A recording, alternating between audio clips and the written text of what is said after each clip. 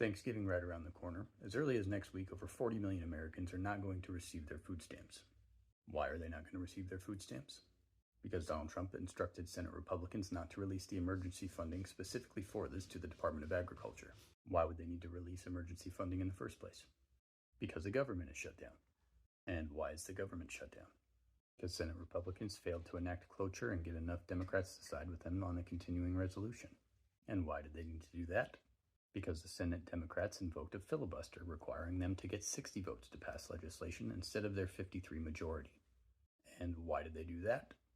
Because open enrollment for ACA programs was about to start, and the enhanced tax credits were set to expire at the end of the year. Why does that matter? Because those enhanced tax credits subsidize healthcare for millions of Americans. And why does that matter? Because without it, people who are enrolled in federally funded healthcare or Obamacare, which happens to be a majority Republicans, could see their premiums double, in some cases triple. Then why was it removed from the funding? Because Donald Trump's One Big Beautiful Bill Act needed to find ways to save money. Why did he need to cut funding for healthcare to save so much money? Because his bill also gives tax breaks to the wealthiest of Americans.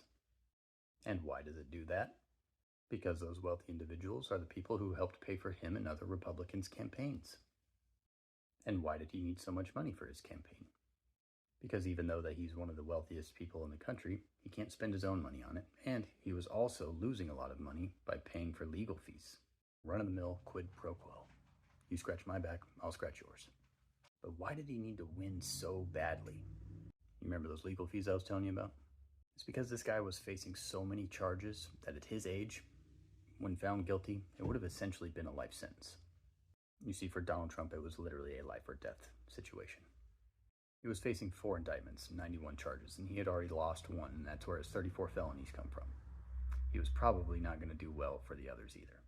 So, in summary, for you poor MAGA Republicans who rely on government-funded healthcare and food stamps, who are probably now waking up, it was either going to be him or you.